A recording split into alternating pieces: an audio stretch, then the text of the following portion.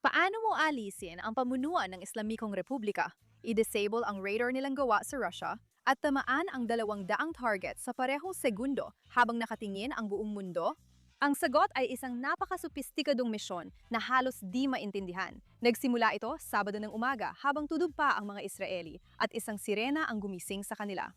Sabi sa telepono, nagsimula na ang pag-atake sa Iran at idineklara ang state of emergency sa buong bansa. Manatiling malapit sa bomb shelter. Nagulat ang mga Israeli dahil kahit matagal na nilang inaasahan ang pag-atake, di nila inakalang mangyayari ito sa araw. Sino bang mag-iisip na umaga magsisimula ang digmaan? Siguradong hindi Iran. At ito ang unang ginamit na taktika ng manipulasyon ng IDF at ng militar ng US. At grabe, sobrang tagumpay nito, hindi ba? Ang buong mundo ay nanonood at naghihintay sa digmaang ito. Pero kahit ganon, nagawa pa rin nilang manggulat. Hindi dapat maliitin ang matinding paghahanda at pag-iisip na inilaan para sa misyong ito. At ngayon, iisa-isahin natin ito. Paano nila ito pinlano, paano ito nangyari, at ano ang susunod na mangyayari? Welcome sa Ira K Show sa JNS TV. Tara, simulan na natin. Isinagawa ang operasyong ito noong Pebrero 28, 2026 at isa itong malaking pinagsamang misyon na tinawag ng US bilang Operation Epic Fury at ng Israel bilang Operation Lowering Lion. Multi-phase na estratehiya ito para buwagin ang militar ng Iran mula loob palabas at sobrang nakakabaliw.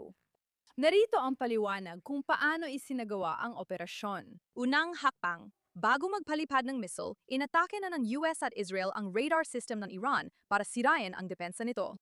May malalakakas na air defense ang Iran mula Russia at China. Kaya para mantagumpay ang IDF, dapat hindi gumana ang mga ito. Paano nila ito gagawin? Para magsimula, nagpasok sila ng maling datos sa mga radar system ng Iran. Sa halip na makita ang totoong mga eroplano, mga ghost fleet ang nakita ng mga Iranian operators sa kanilang mga screen. Nagkaroon na matinding kalituhan. Nang mapansin nilang nagsisinungaling ang mga screen, ilang segundo na lang ay tatama na ang unang wave ng mga totoong missile. Dito na tayo sa ikalawang hakbang. Mahalaga ang paggalito ng mga radar technician pero hindi nito inaalis ang kanilang kakayahan. May isa pang problema. Hindi check ng US kung nasaan lahat ang mga ito, kaya gumawa sila ng matalinong plano para mawasak ang air defense. Nagpakawala ang US ng daan-daang drone decoy.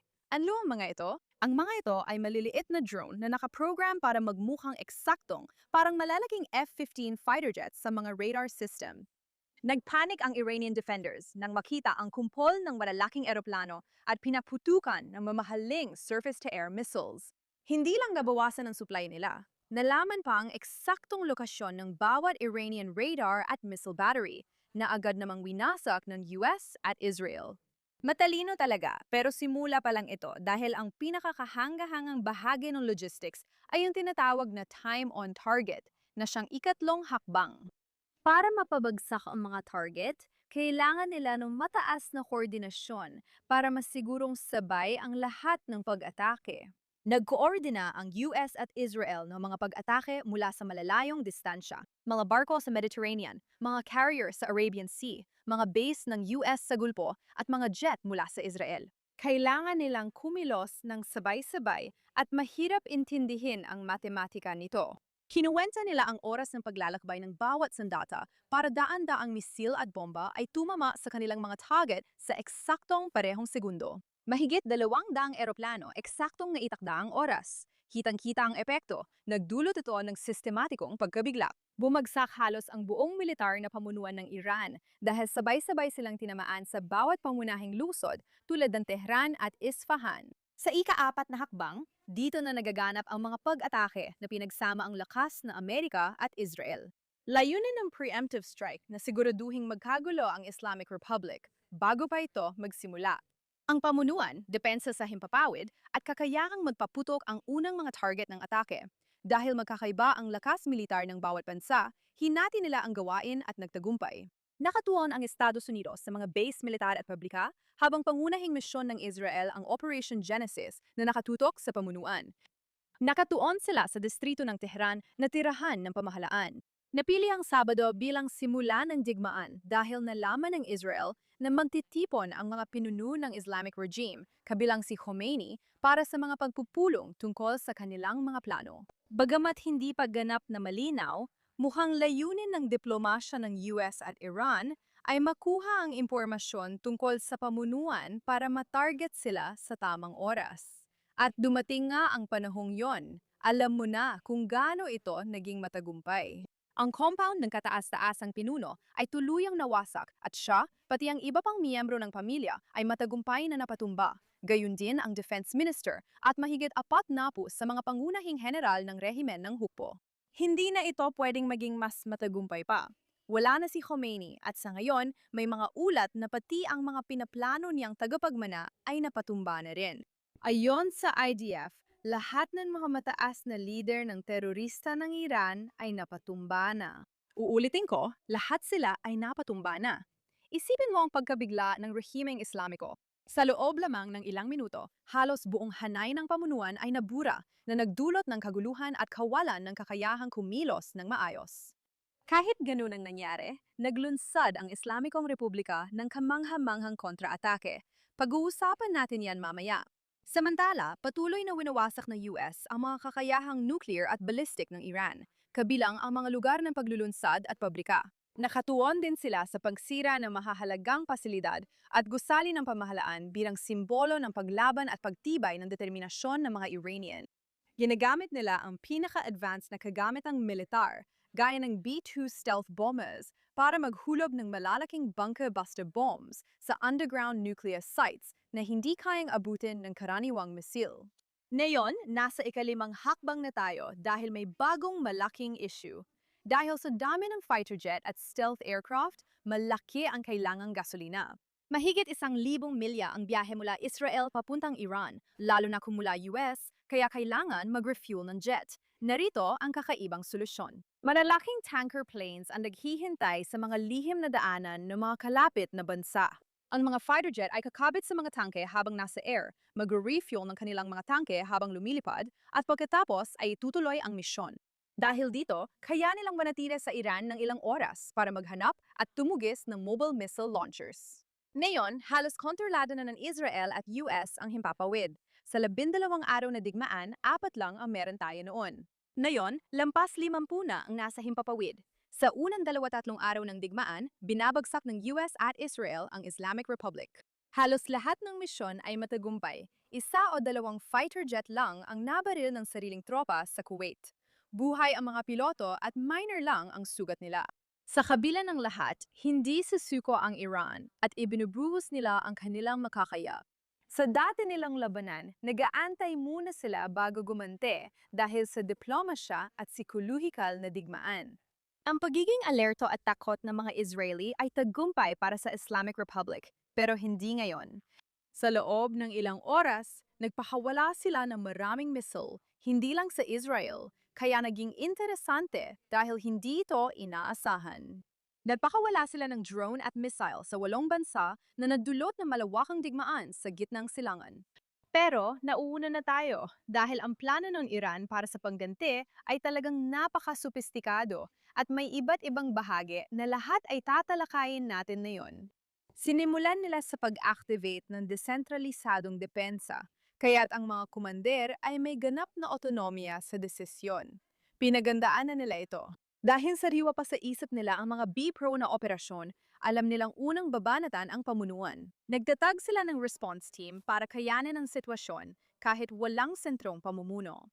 Dahil malaki ang Iran at alam ng rehimen na madaling magkaroon ng revolusyon, nagtayo sila ng malawak na military response system sa buong bansa para agad mapigil ang anumang pag-aalsa. Pinatutunayan ng sistemang ito ang bisa nito kapag walang access sa mga pangunahing tagapagpasya.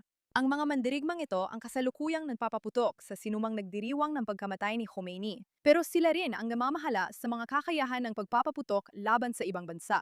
Habang abala ang lahat sa pag-atake sa Israel, hindi nila inakala na ganito kalala ang digmaan na tatama rin sa mga bansa sa Gulpo. Para maintindihan ang mga numero, sa unang 2 araw, tinamaan ng Bahrain ng higit 45 ballistic missiles at drones.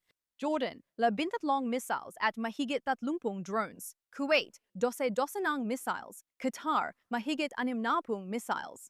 At ang UAE ay inatake ng mahigit 137 missiles at mahigit 200 drones sa kanilang mga sibilyang lugar. Napakalaki ng mga numerong ito. Mahigit 730 projectile ang hindi tumama sa Israel at nakaranas din kami ng daan-daang missiles. Nangako ang rehimen na atakehin ang mga base ng US sa ibang bansang Arabo. Kahit marami ang nailikas, hindi lahat, lalo na ang kailangan sa operasyon.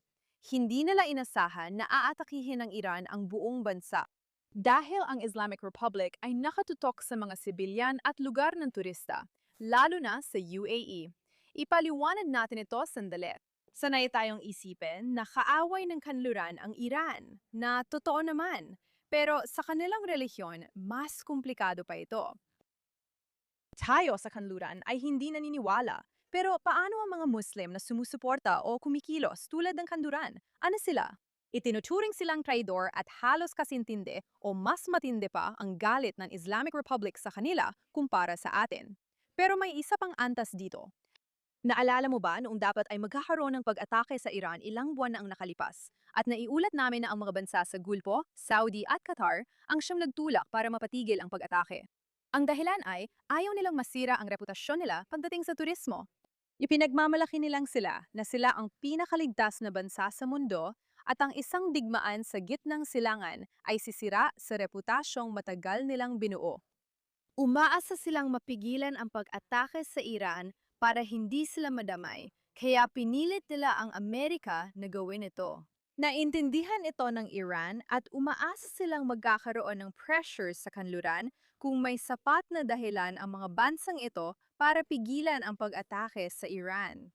Sa madaling salita, nagpapaputok ang Iran sa mga bansang Gulpo dahil sa tatlong dahilan. Una, targetin ang US base. Pangalawa, bilang parusang Islamiko sa pagtataksil. Pangatlo, bilang insurance policy para himukin ang mga bansang ito na i-pressure ang US na itigil ang pag-atake. Alam nilang ang pagpapaputok sa Israel ay walang epekto sa international na demograpiko at wala nang may pakialam dahil sa kanilang marketing strategy sa mga nakaraang taon. Pero iba ang Dubai. Ngunit bumalik ito sa kanila dahil nagawa na ang pinsala. Nakita nyo na ang mga video na nasusunog na Dubai at ngayon nagpasya na ang mga bansa sa Gulpo na tama na. Oo, inasahan nilang manahimik ang Iran, pero dahil hindi nangyari, kailangan nilang alisin ang baliw nilang pinsan. Ngayon na umatake ang Iran, ang dapat gawin ay ipakita sa mundo na ligtas tayo. Inalis na namin ang banta ng Iran, ang mga baliw na yon. Wala na ang IRGC. Aksidente lang ito, hindi sintomas ng gitnang silangan. Pwede nang gumalik ang turismo. Ito ang dahilan kung bakit hinihikayat ng Saudi Arabia, Qatar at UAE ang US na tapusin ang trabaho at nagbabalak pa ng sarili nilang pagganti. Ibinukod ng Iran ang sarili nila at grabe talaga. Tingnan mo, hindi sila susuko ng walang laban, sigurado yon. Pero kumusta naman ang orihinal nilang contingency plan, yung Ring of Fire? Hanggang kahapon, nakakagulat na tahimik pa rin ito. Hezbollah, pinakamalakas nilang puwersa sa rehiyon, ay hindi pa sumasali. Naglabas lang sila ng liham na kumukondena sa pag-atake ng Israel. Hindi natuwa ang Iran, kaya matapos ang 48 oras, sumali ang Hezbollah sa digmaan sa pagpapadala ng drone sa Israel. Lilinawin ko lang. Ang Israel bilang tugon ay nagdeklara na ngayon ng ganap na digmaan laban sa Hezbollah at sa mismong sandaling ito ay sinusubukan nilang alisin ang mga mataas na opisyal ng Hezbollah. Kahit sinusubukan ng Hezbollah magpalipad ng drone at magpaputok ng misil sa atin, walang-wala ito kumpara saan sila binuo. Ibig kong sabihin, naalala mo ba kung gaano kalakas ang kakayahan nilang magpaputok 2 taon na ang nakalipas? At kung nasaan na sila ngayon, hindi talaga kapanipaniwala. Bumalik ang Israel sa Lebanon, nililigpit ang mga leader at paulit-ulit na inaatake ang Hezbollah. Opisyal nang dineklara ang digmaan laban sa kanila, kaya sabay-sabay tumatakas ang mga Lebanese. Malinaw na sinabi ng Israel na wala nang ligtas sa mga leader ng Hezbollah at mukhang naniniwala na sila sa ating ngayon. Komplikadong labanan ito na pinaghahandaan ng mga Israeli. Ipinagdarasal namin ang mga sundalong lumalaban sa digmaan. Iba ito sa Iran kung saan karamihan ay mula sa himpapawid gamit ang Air Force. Ito ay labanan at malaki ang pangarib nito. Ngunit hindi lang sa himpapawid at lupa ang mga labanan. Naalala mo pa ba ang mga Houthi? Sino pa ang nakakaalala? Wala tayong naririnig mula sa kanila. Puro katahimikan. Pero ibig sabihin ba nito walang digmaan sa dagat? Meron pa rin. Oo, tina-target ng Iran ang mga barko at sinasabing magpapaputok ng misil. Pero sa ngayon, nasunog lang nila ang sarili nilang tanker. Inanunsya ng US na pinalubog nila ang barko ng Iran. Sinisikap ng Iran pabagsakin ang malalaking American tanker na nagsisilbing launching pad ng mga jet at sinasabing pinapaputukan nila ito ng ballistic missiles. Pero ngayon, hindi ito umuubra sa kanila. Pero huwag ka pa rin mag-alala bukod sa pag-atake sa Israel at mga bansa sa Gulf at paggamit ng kanilang mga proxy, marami pa silang ibang opsyon para gumanti. Tulad ng pagsasara ng kipot ng Hormuz na nagdadala ng langis sa karamihan ng mundo. Iyan ang kanila sinusubukang gawin ngayon dahil naaapektuhan nito ang maraming bansang inaasahang maglalagay ng diplomatikong pressure sa Israel para itigil ang mga pag-atake. Isa sa mga bansang lubhang apektado nito ay India, pati na rin ang China, na 40% ng langis nila ay dun ipinapadala. Ang Saudi Arabia ay nagpapadala ng 80% ng langis nila sa Kipot, at layunin ng pagsasara nito ay pabagsakin ang ekonomiya at dagdagan ng pressure sa US at Israel na itigil ang digmaan. Lalo na dahil ang Rusya, bilang alternatibong ruta ng langis mula sa Kipot, ay maaring kumita ng malaki na ayaw ng maraming bansa kung sa kanila lang daraan ang langis. Ito ang dahilan kung bakit nagbabanta na ngayon ang mga Saudi na talagang gumawa ng aksyon. At sa ngayon, inaapake ng Iran ang kanilang ng mga Saudi supply ng langis. Isa itong direktang pag-apake sa Saudi Arabia. Talagang nawalan na ng katinuan ang Islamic Republic, isa na lang itong natitirang opsyon nila. Hindi pa rin malinaw kung paano haharapin ng US at Israel ang ganitong economic shakedown. Pero makakaasa tayong na kung alam natin na magiging issue ito, alam din nila at siguradong may nakahanda silang plano. Bukod dito, may online campaign strategies ang Iran kung saan nagpapakalat sila ng maling balita gaya ng pagpatay daw nila sa mga matataas na opisyal ng militar ng Israel at umanay pag-atake ng US sa isang paaralan na pumatay ng 50 batang babae. At syempre, lahat ito ay propaganda lang. Sa totoo lang, palpak na paglunsad nila ang kumatay sa mga batang babaeng yon, pero dito sila nabubuhay at tinutulungan ng Western media sa pagpapalaganap ng kasinungalingan. Ibig ko sabihin, inilarawan ng New York Times o Washington Post si Khomeini bilang lalaking may maputing makapal na balbas at magandang niiti. Baliw na diktador siya. Ano bang problema ng kanluran? Nanonood kayo sa JNS TV dahil dito inilalabas ang katotohanan, hindi tulad ng media na nagtatanggol sa terorismo gamit ang kasinungalingan. Kaya, dadako tayo sa huling tanong natin. Malapit na bang matapos ang Islamic Republic? Hindi pa. Patuloy silang lumalaban at ayon sa mga ulat ng intelligence, inuuna nilang gamitin ang magagaan na ballistic missiles, umaasang mapapalala pa ito kapag humina ang depensa ng Israel. Maaring maubusan sila ng bala at depensa laban sa missile, kaya dun nila tayo pwedeng atakihin gamit ang totoong ballistic missile. Patuloy ang digmaan at malamang hindi ito agad matatapos. Posibleng yumala pa, pero hindi rin ito pwedeng magtagal ng sobra. Dahil sa matinding pag-atake ng US at Israel, malamang na hindi magtatagal at tuluyang mabubuwag ang Islamic Republic. Sa kasamaang palad, mahigit 10 na ang biktima sa Israel dahil sa mga misil. Habang naka-activate ang aming laser beam system at ginagawa ang lahat para mapabagsak ang sunod-sunod na pag-atake buong araw, digmaan pa rin ito. Kanselado ang mga pagbiriwang at klase at semi-lockdown ang bansa. Kahit ganon, ramdam pa rin ang pananabik dahil baka ito na. Maaring magwakas na ang banta sa ating pang-iral na 47 taon nating hinarap. Malaking pagbiriwang ang naganap sa Israel sa pagkamatay ni Khomeini at marami ang tagumpay ng Israel. Bagaman may papalit sa kanya sa Islamic Republic, sa Israel ay hindi na mahalaga kung sino pa siya. Gaano kaya siya tatagal? Narito na tayo sa huling bahagi ng palaisipan at nakatingin ang mundo sa mga tao ng Iran. Sinabi ni na Trump at Netanyahu na hindi nila layunin palitan ang rehimen. Nasa mga mamamayan ng Iran iyon, layunin lang nilang pahinain ang mga ito para makakilos ang mga Iranian na ngayoy kumikilos na. Tayo ay nasa gitna ng lahat ng ito at ipinagdarasal natin ang mga nasawi at ang mas mabuting mundo. Ang mga sandalong Amerikano, sibilyang Israeli at mamamayan ng Iran, pati na ang lahat ng matatapang na mandirigma na itinaya ang buhay para sa layuning ito. Nawai wala na tayong maranasan pang sakit o kapahamakan at nawai tuluyang maglaho ang ating mga kaaway magpakailanman. Oo, nakakatakot ang panahon ngayon. Pero huwag kalimutan, ito ang Operation True Promise number 4 dahil ang tunay na pangako ng Islamikong Republika, una, pangalawa at pangatlong beses ay lubusang nabigo. Handa akong tumaya na hindi rin magiging mas maganda ang ika-4 na beses. Ako si Ira K. Magkita tayo muli sa susunod.